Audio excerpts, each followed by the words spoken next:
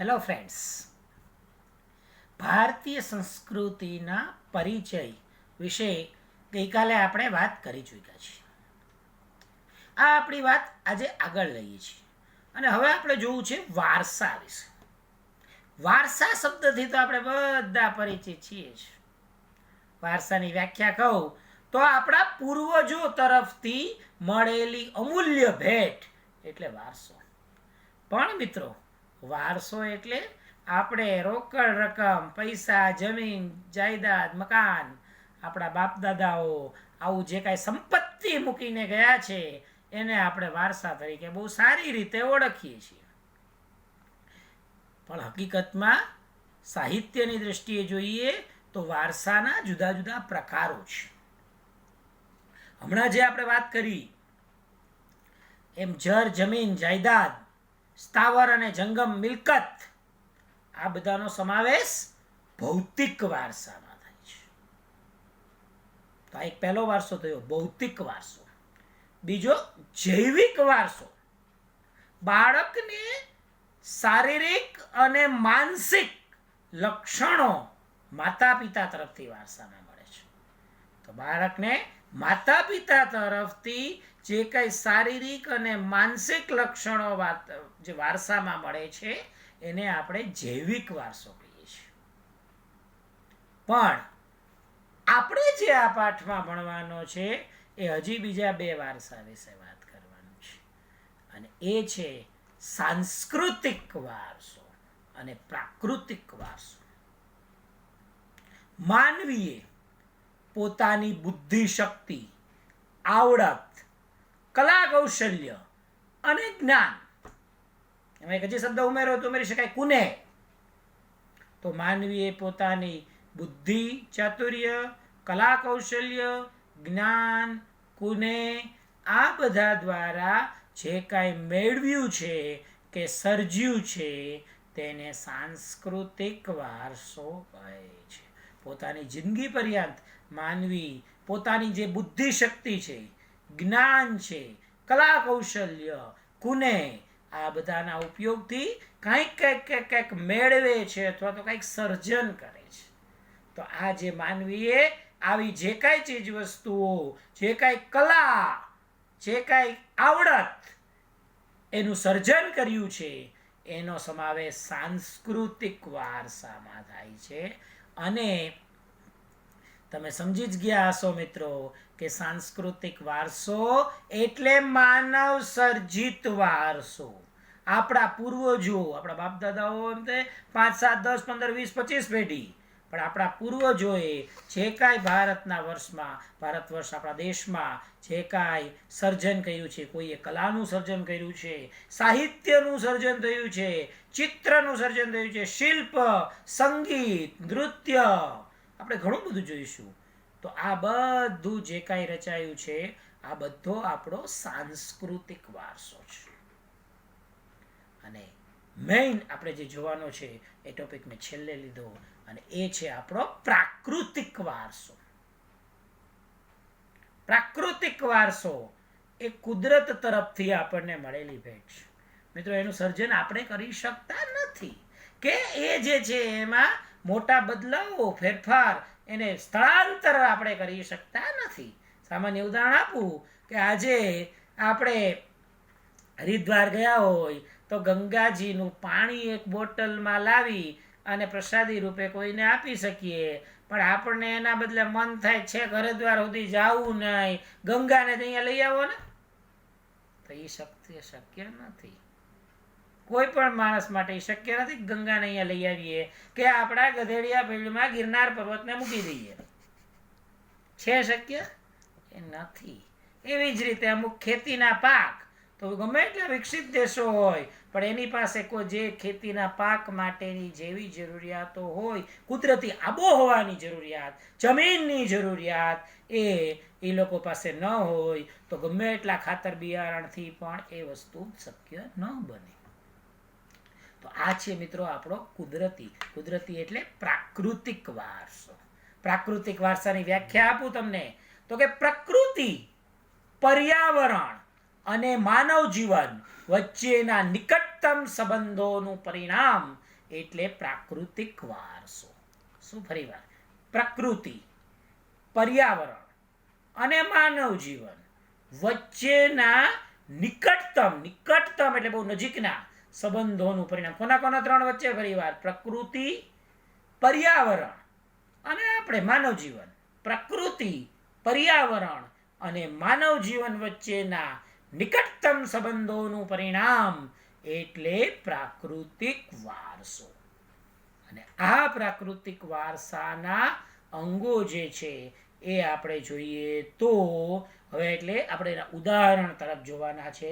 પ્રાકૃતિક વારસાના અંગો એટલે બીજા શબ્દોમાં કહીએ તો પ્રાકૃતિક વારસાના ઉદાહરણો. તો આ જે પ્રાકૃતિક વારસો આપણો ભારતનો બહુ વિશિષ્ટ અને વૈવિધ્યસભર વારસો છે મિત્રો. એમાં તમે જુઓ તો અનેક પ્રકારના પર્વતો, નદીઓ, ઝરણા, સાગર, લાંબા દરિયા કિનારાઓ, વિશાળ ફળદ્રુપ મેદાનો, ખીણ પ્રદેશ, રણ પ્રદેશ, વૃક્ષો, વનસ્પતિઓ, જીવજંતુઓ, પશુ પક્ષીઓ, પ્રાણીઓ, ભૂમિદ્રશ્યો, ખડકો, ખનિજો, આ બધાનો સમાવેશ પ્રાકૃતિક, જેની રચના પ્રકૃતિએ કરી છે, કુદરતે આપણને જે આપ્યું છે, આ બધું જ આપણો પ્રાકૃતિક વારસો છે. ફરી વાર રિપીટ કરું છું, પ્રાકૃતિક વારસાના ઉદાહરણમાં કયા કયા લેશું મિત્રો આપણે? તો કે અનેક પ્રકારના પર્વતો, ઝરણા, નદી, સાગર, લાંબા દરિયા કિનારાઓ, વિશાળ અને ફળદ્રુપ મેદાનો, રણ પ્રદેશ, ખીણ પ્રદેશ. ચલો આ પેલા આપણી ભૂમિની વાત થઈ. હવે એની ઉપર ઉગતું વસ્તુ વાત કરીએ તો કે વૃક્ષો, વનસ્પતિ, એ સિવાય ઋતુઓ, અન્ય સજીવો, તો કે જીવજંતુઓ, પશુ પક્ષીઓ, પ્રાણીઓ, એ બધા દ્વારા રચાતા ભૂમિ દ્રશ્યો અને જમીનમાંથી મળતું નીચે ખડક અને ખનિજ. વન્સ મોર, તો આપણા પ્રાકૃતિક વારસાના અંગોમાં કોનો સમાવેશ કરશો મિત્રો? પર્વતો, નદીઓ, ઝરણા, સાગર, દરિયા કિનારાઓ, વિશાળ અને ફળદ્રુપ મેદાનો, રણ પ્રદેશો, નદીના ખીણ પ્રદેશો, વૃક્ષો, વનસ્પતિઓ, જીવજંતુ, પશુ પક્ષીઓ, પ્રાણીઓ, વૈવિધ્યસભર ભૂમિ દ્રશ્યો, ખડકો, ખનિજો, હજી એક રહી ગયું ઋતુઓ. આ બધાનો સમાવેશ આપણા પ્રાકૃતિક વારસામાં થાય છે. બીજી બાજુ આપણે હમણાં થોડી વાર પહેલા વાત કરી હતી સાંસ્કૃતિક વારસો. તો આ સાંસ્કૃતિક વારસાના ઉદાહરણમાં શું જોશું આપણે? મંદિર, મસ્જિદ, મહેલ, કિલ્લા, ગુંબજો, સ્તૂપો, વિહારો, ચૈત્યો, શિલાલેખો. આ સિવાય આપણા સ્વાતંત્ર્ય સંગ્રામના સ્થળો, ગુંબજો, રાજમહેલો, ઉત્ખનન કરેલા સ્થળો, આ બધાનો સમાવેશ આપણા સાંસ્કૃતિક વારસામાં કરી છે. ઉત્ખનન કરેલા સ્થળો એટલે કે આપણું જે પુરાતત્વ ખાતું છે એ ખોદકાઈને કંઈક માહિતી મળી, એ માહિતીના આધારે ખોદકામ કર્યું. આપણે પછીના પાઠોમાં ભણશો અને અગાઉના ધોરણમાં તમે નામ ભણી ગયા હશો, હડપ્પા, લોથલ, મોહેન્જો દડો. તો આ બધા ખોદકામ દરમિયાન ઉત્ખનન કરેલા સ્થળો કહેવાય. એ સિવાય આપણા સ્વાતંત્ર્ય સંગ્રામના સ્થળો કે જે જગ્યાએ ભારતનો સ્વાતંત્ર્ય સંગ્રામ, દાખલા તરીકે જલિયાવાલા બાગ, તો આ જે છે એ પણ આપણો એક સાંસ્કૃતિક વારસો છે. એ સિવાય જોઈએ તો સાબરમતી આશ્રમ મહાત્મા ગાંધીજીનો, બધા પરિચિત છે.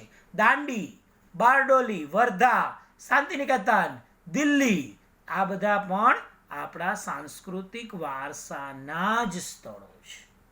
એ સિવાય પણ ભારતમાં જો એક વસ્તુ સ્પષ્ટ કરી દઉં કે આ બધા હું જે કાંઈ બોલ્યો એ ઇમારતોના નામ બોલ્યો. હજી આપણે એક વખત રિપીટ કરીએ કે મંદિર, મસ્જિદ, કિલ્લાઓ, ગુંબજો, મકબરાઓ, સ્તૂપો, વિહારો, ચૈત્યો, શિલાલેખો, કિલ્લાઓ, રાજમહેલ, દરવાજાઓ, ઉત્ખનન કરેલા સ્થળો, સ્વાતંત્ર્ય સંગ્રામના સ્થળો, સાબરમતી, દાંડી, બારડોલી, વર્ધા, શાંતિનિકેતન કલકત્તાનું, દિલ્હી, આ બધાનો સમાવેશ આપણે સાંસ્કૃતિક વારસામાં કરીએ છીએ. એ બધામાં આપણે મોટે ભાગે સ્થળો લીધા અથવા તો ઇમારતો લીધી, કંઈક સ્થાપત્યો લીધા. તો એવું જરૂરી નથી કે સ્થાપત્ય કે સ્થળ એનો જ સાંસ્કૃતિક વારસામાં સમાવેશ થાય. સાંસ્કૃતિક વારસામાં બીજો પણ હજી ભારતમાં ઘણી બધી શોધખોળો થઈ છે. ભાષા, લિપિ, અંક, શૂન્યની શોધ થઈ છે આપણા ભારતમાં. આપણું ગણિત શાસ્ત્ર, પંચાંગ, ખગોળશાસ્ત્ર, લોખંડ, સાહિત્ય, યુદ્ધશાસ્ત્ર, આપણો ધર્મ, રથ, રાજ્યશાસ્ત્ર, પ્રાણીશાસ્ત્ર, વનસ્પતિશાસ્ત્ર. સાંભળજો, એક શબ્દ ભૂલ ન થાય. વનસ્પતિઓ અને પ્રાણીઓ એ આપણો પ્રાકૃતિક વારસો છે, પણ એના વિશે જે કંઈ ગ્રંથો લખાયા છે, વનસ્પતિશાસ્ત્ર, પ્રાણીશાસ્ત્ર, એ આપણો સાંસ્કૃતિક વારસો છે. ન્યાયતંત્ર, ગણતંત્ર, વિધિ વિધાન, પર્યાવરણની સુરક્ષા, આવી અનેક શોધો મિત્રો આપણા ભારતમાં થઈ છે. તો અહીંયા આપણે આ વાતમાં બે મહત્વના ટોપિક લઈ લીધા. આમ તો 3 પ્રશ્ન થયા. પહેલો પ્રશ્ન તો કે સાંસ્કૃતિક વારસો એટલે શું, તેના ઉદાહરણો આપો. બીજો પ્રશ્ન, પ્રાકૃતિક વારસો એટલે શું, તેના ઉદાહરણ આપો. અને ત્રીજો પ્રશ્ન એક બહુ સરસ છે મિત્રો, અવારનવાર પરીક્ષકો પૂછે છે કે ભાઈ તફાવત આપો પ્રાકૃતિક વારસો અને સાંસ્કૃતિક વારસો. તો એ પ્રાકૃતિક અને સાંસ્કૃતિક વારસાનો તફાવત સ્વરૂપે આપણે જોઈએ તો એમાં બધું જ આવી જાય. તો પ્રાકૃતિક વારસામાં પહેલો મુદ્દો શું લખશું, આપણે એની વ્યાખ્યા લખશું મિત્રો. સરસ રીતે વ્યાખ્યા સરસ આવડવી જ જોઈએ બધાને. ફરી વખત પ્રાકૃતિક વારસાની વ્યાખ્યા શું લખશો મિત્રો? પ્રકૃતિ, પર્યાવરણ અને માનવ જીવન વચ્ચેના નિકટતમ સંબંધોનું પરિણામ એટલે પ્રાકૃતિક વારસો. સાંસ્કૃતિક વારસાની વ્યાખ્યા શું લખશું આપણે? તો કે માનવીએ પોતાની બુદ્ધિ શક્તિ, આવડત, કલા કૌશલ્ય, જ્ઞાન અને કુનેહ દ્વારા જે કાંઈ મેળવ્યું છે કે સર્જન કર્યું છે એને સાંસ્કૃતિક વારસો છે. ત્યાર પછી એક વસ્તુ એનું અર્થઘટન કરશું કે પ્રાકૃતિક વારસો એ આપણને પ્રકૃતિ તરફથી મળેલી ભેટ છે અને સાંસ્કૃતિક વારસો એ આપણા પૂર્વજો તરફથી આપણને મળેલી ભેટ છે. ત્રીજો મુદ્દો, પ્રાકૃતિક વારસો એ કુદરતી છે અને સાંસ્કૃતિક વારસો એ માનવ સર્જિત છે. અને ચોથો આપણે ઉદાહરણો લેશું. આપણે જે ઘણા બધા જોઈ ગયા, જે યાદ આવે લખી શકાય. આમાં એક્ઝેક્ટ બધા આજ તમારે ગોખવા એવું જરૂરી નથી, સમજવાનો મુદ્દો છે મિત્રો. તો વિવિધ પ્રકારના પર્વતો, ઝરણાઓ, નદીઓ, સાગરો, લાંબા દરિયા કિનારાઓ, વિશાળ અને ફળદ્રુપ મેદાનો, ખીણ પ્રદેશો, રણ પ્રદેશો, વૃક્ષો, વનસ્પતિ, ઋતુઓ, જીવજંતુઓ, પશુ પક્ષીઓ, પ્રાણીઓ, વૈવિધ્યસભર ભૂમિ દ્રશ્યો, ખડકો, ખનિજો વગેરેનો સમાવેશ પ્રાકૃતિક વારસામાં થાય છે. જ્યારે મંદિર, મસ્જિદ, મકબરા, ગુંબજો, કિલ્લાઓ, રાજમહેલો, સ્તૂપ, વિહાર, ચૈત્ય, શિલાલેખો, ઉત્ખનન કરેલા સ્થળો, સ્વાતંત્ર્ય સંગ્રામના સ્થળો, ઐતિહાસિક સ્મારકો વગેરેનો સમાવેશ સાંસ્કૃતિક વારસામાં થાય છે. તો આ રીતે તફાવતના સ્વરૂપે આપણે જોયું. હવે આ બે વચ્ચેનો ભેદ જોયો, સાથે સાથે એ પણ જોઈએ કે એ બે પાછા એકબીજા સાથે સંકળાયેલા છે, ગાઢ રીતે સંકળાયેલા છે. આપણો પ્રાકૃતિક વારસો અને સાંસ્કૃતિક વારસો એ બંને એકબીજા સાથે ગાઢ રીતે સંકળાયેલા છે. અને એનો પરિચય મિત્રો આપણને પંચતંત્રની વાર્તાઓ અને બુદ્ધ ધર્મની જાતક કથાઓમાંથી મળે છે. પ્રકૃતિ સાથે આપણો કેવા પ્રકારનો વ્યવહાર છે એ ખૂબ શ્રદ્ધાપૂર્વકનો છે. પ્રકૃતિ સાથે આપણો વ્યવહાર એ આપણને પંચતંત્રની વાર્તાઓ અને બુદ્ધ ધર્મની જાતક કથાઓમાં મળે છે. એ સિવાય આપણું સંગીતની વાત કરીએ તો આપણું જે આ લોક સંગીત અને શાસ્ત્રીય સંગીત, તો આપણા લોક સંગીત અને શાસ્ત્રીય સંગીતમાં પણ આપણા ઋતુઓ અને પ્રકૃતિ સાથેનો સંબંધ જોવા મળે છે. મિત્રો, આપણા જે શાસ્ત્રીય સંગીતના કેટલાક રાગ એવા છે કે શાસ્ત્રીય સંગીતના કેટલાક રાગો એ દિવસના જુદા જુદા પ્રહર ઉપર આધારિત છે. આપણું શાસ્ત્રીય સંગીત જે શાસ્ત્રમાં જે આપણે બધા ડાન્સ કરીએ, ડિસ્કો ડાન્સ કરીએ, મ્યુઝિક વાગીએ એની વાત નથી, પણ આપણા ભારત દેશમાં સંગીતના શાસ્ત્રો લખાયા છે, સંગીત વિશે ગ્રંથ લખાયા છે અને એ ગ્રંથમાં પદ્ધતિસર સંગીતનું બધું વર્ણન કરવામાં આવ્યું છે. એમાં ચોક્કસ દિવસના 3-3 કલાકના એવા જુદા જુદા 8 પ્રહર હોય અને સંગીતનો દરેક રાગ જુદા જુદા પ્રહરમાં જ ગવાય. અત્યારના સમયે અમુક ચોક્કસ પ્રકારનો જ રાગ ગવાય, અમુક ન ગવાય, આવા બધા નિયમો કરેલા છે. તો મિત્રો, આ સંગીત એ આપણે ગાઈએ છીએ, માનસ સર્જ્યું છે, એ સાંસ્કૃતિક વારસો. અને ઋતુઓ, અમુક સમય એ જે છે એ આપણો પ્રાકૃતિક વારસો. આપણે એક ઇતિહાસમાં સાહિત્યમાં એમ કહેવામાં આવ્યું છે, આપણા ઋષિમુનિઓએ આ સંગીતની સાધના કરી અને એટલું બધું તપ કર્યું છે. એમ કહેવાયું છે કે આપણા ઋષિમુનિઓમાં એટલી તાકાત હતી કે વર્ષા ઋતુ, મેં કીધું એમ ગમે ત્યારે નહીં, ઉનાળામાં એ કોઈ દી ગાય જ નહીં, એ નિયમોનું પાલન કરે. પણ વર્ષા ઋતુમાં આકાશમાં વાદળા થયા હોય અને એવા ચોક્કસ સમયે એવા પંડિત ઋષિમુનિઓ, પંડિત વિદ્વાનો એ મલ્હાર રાગ છેડે એટલે મિત્રો વરસાદને આવવું જ પડે. વરસાદ આવે જ. આટલી સંગીતમાં શક્તિ હતી. તો આ સંગીત એ સાંસ્કૃતિક વારસો અને ઋતુ સાથે, પ્રહર સાથે જોડાયેલો છે. એ પાછો આપણો પ્રાકૃતિક વારસો. આપણી ચિકિત્સા પદ્ધતિ આયુર્વેદ, યુનાની અને નિસર્ગોપચાર એટલે કે નેચરોપેથી એ પણ પ્રકૃતિ ઉપર આધારિત છે. આપણા ગીત, તહેવારો, કવિતાઓ, ચિત્રો એ બધામાં પ્રકૃતિ અને ઋતુચક્ર જોવા મળે છે. આજે મિત્રો એક સામાન્ય વાત કહું કે સાવ નાનામાં નાનું બાળકથી માંડીને કોઈ પણ વ્યક્તિ હોય, આપણે એને કહીએ કે તું ચિત્ર દોર, તો એ કયું ચિત્ર દોરશે? કુદરતી દ્રશ્ય. 2 પહાડ દોરવાના. નાના હતા ત્યારે તમે બધા કરતા હતા. આપણે હું કરતો હતો, આપણે બધા નાના હતા ત્યારે કરતા 2 પહાડ દોરવાના, નીચે આમ નદી હોય, એકાદું ઝાડું ઊભું હોય, ઉપર સુરત દાદા હોય, વળી પાછું કોઈક નવી ક્રિએટિવિટી બતાવે, બીજી બાજુ ચાંદોય હોય, તારાય ભેગા ભેગા જ હોય, વરસાદ આવતો હોય. આવું બધું કંઈક સરસ મજાના ચિત્રો દોરતા. તો આપણે જે એક ચિત્ર દોર્યું એ આપણો સાંસ્કૃતિક વારસો, પણ એમાં પ્રકૃતિના અંગોનું આપણે એમાં નિરૂપણ કર્યું, એ આપણો પ્રાકૃતિક વારસો. નદી હવે આપણે પછીના ટોપિકમાં જોઈશું, પણ આ દેશમાં નદીઓને લોકમાતા ગણીને પૂજવામાં આવે છે. આજની તારીખે મિત્રો દરરોજ સવારે અને સાંજે હરિદ્વારમાં ગંગા નદીની આરતી કરે. માતાજીની આપણે ભગવાનની જેમ આરતી મંદિરમાં કરીએ, અત્યારે લોકડાઉનમાં કદાચ બંધ છે, પણ બાકીના સમયમાં કાયમ તમે જુઓ તો ગંગાજીની નદીની આરતી ઉતારવામાં આવે છે. એ જ રીતે તમે જુઓ તો પીપળો, વડ, તુલસી, આ બધી વનસ્પતિઓનો પવિત્ર ગણીને પૂજવામાં આવે છે.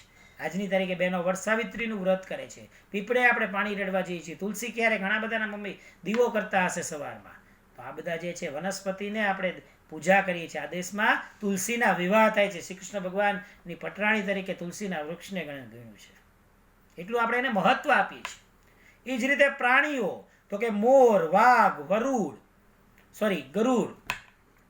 મગર, મોર, વાઘ, ગરુડ, મગર, આ બધા અનેક જે છે એને આપણે દેવી દેવતાઓના વાહન ગણ્યા છે.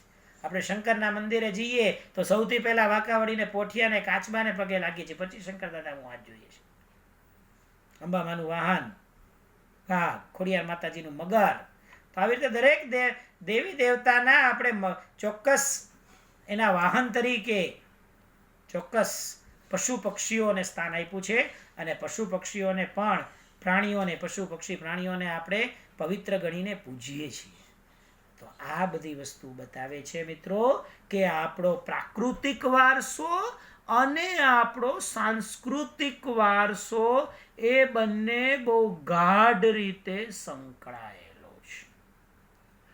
હવે આપણા આ પ્રાકૃતિક વારસો જે છે એના 4 અંગો છે મિત્રો: ભૂમિ દૃશ્યો, નદી, વનસ્પતિ જીવન અને વન્ય જીવન.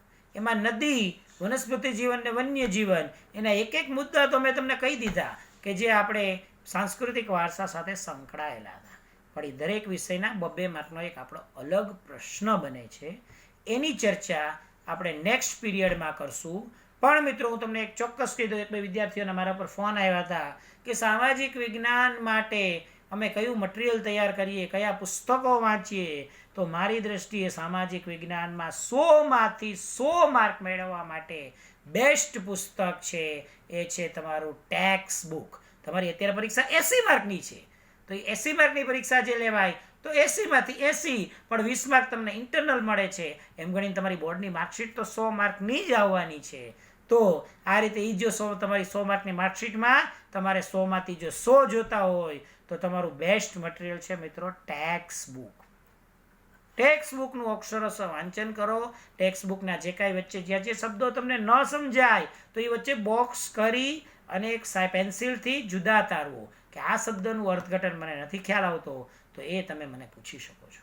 એનું અર્થઘટન સમજી અને ટેક્સ્ટ બુકના ક્રમ પ્રમાણે તમે સરસ રીતે તૈયાર કરો તો તમારે સરસ તૈયારી થશે. તો આજના ટોપિકમાં આપણે ફરીવાર સમરી જોઈ લઈએ તો પ્રાકૃતિક વારસો, એના ઉદાહરણો, સાંસ્કૃતિક વારસો, એના ઉદાહરણો, બંને વચ્ચેનો તફાવત અને પ્રાકૃતિક અને સાંસ્કૃતિક વારસો ગાઢ રીતે સંકળાયેલો છે એટલા ટોપિક આજે આપણે પૂરા કર્યા. અને હવે પ્રાકૃતિક વારસાના અંગો આપણે નેક્સ્ટ પીરિયડમાં લઈશું. Okay, thank you.